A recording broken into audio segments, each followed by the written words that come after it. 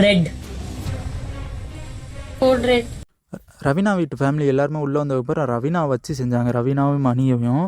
இப்போ big pass அவங்கள வச்சு செஞ்சுட்டாங்க. ஏதோ கோட் வேர்டு சொல்லியிருப்பாங்க போலக்கு, ரெட் கார்டுன்னு. ரெட் கார்டா இல்லை பிரதீப்பை பற்றி சொன்னாங்களா இல்லை அவங்க வெளியே போகிறத பற்றி சொன்னாங்களா என்னன்னு தெரில. அதை நம்ம இப்போ பொறுத்திருந்து பார்க்கணும். அது மட்டும் இல்லாமல் கழுத்தை பிடிச்சி தள்ளாத குறையா பிடிச்சி வெளியில் தள்ளி விட்டாங்க ரவீனா ஃபேமிலியை. ஒரு ஓல்டு சாங் ஒன்று போடுறாங்க அம்மாவை பற்றி. அப்போயே மாயாவுக்கு புரிஞ்சு போச்சு எங்கள் அம்மா தான் வராங்க அப்படின்னு நினச்சிக்கிட்டு உட்காந்துருக்காங்க. அதுக்கப்புறம் மாயா வந்தோன்னே ரொம்ப நாள் கழிச்சு இன்றைக்கி தான் அவங்க ஃபீலிங்காக இருக்கதே நம்ம பார்க்க முடியுது. ரொம்ப எமோஷ்னலாக இருக்காங்க. மாயா அம்மா வந்து ஒரு டீச்சராக இருக்கனால ரொம்ப சாதுவாக அமைதியாக இருக்காங்க. அதில் வந்து தினேஷ் ப்ரோ வந்துக்கிட்டு உங்கள் ஃபஸ்ட்டு பொண்ணுன்ட்டு மாயாவை காமிக்கிறாங்க, உங்கள் ரெண்டாவது பொண்ணுன்ட்டு நம்ம பூர்ணிமாவை காமிக்கிறாங்க. அவங்க இருந்துக்கிட்டு ஒரு காமெடி பண்ணி விட்டாங்கன்னு தான் சொன்னோம். என்ன காமெடினா, எனக்கு இது 5வது பொண்ணு அப்படின்னு சொல்கிறாங்க பூர்ணிமாவை பார்த்து. மாயா அம்மா இருந்துக்கிட்டு அர்ச்சனாட்ட போயிட்டு நீ ரொம்ப சூப்பராக விளாட்றம்மா, நீ ரொம்ப நல்லா விளாட்ற அப்படின்னு சொல்கிறாங்க.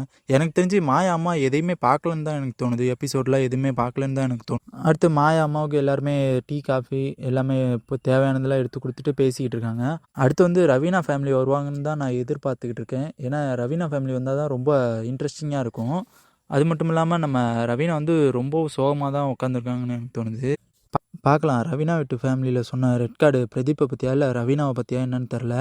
அதை பொறுத்திருந்து தான் பார்க்கணும். ஓகே, நெக்ஸ்ட்டு ப்ரோமோவில் பார்க்கலாம். பாய்.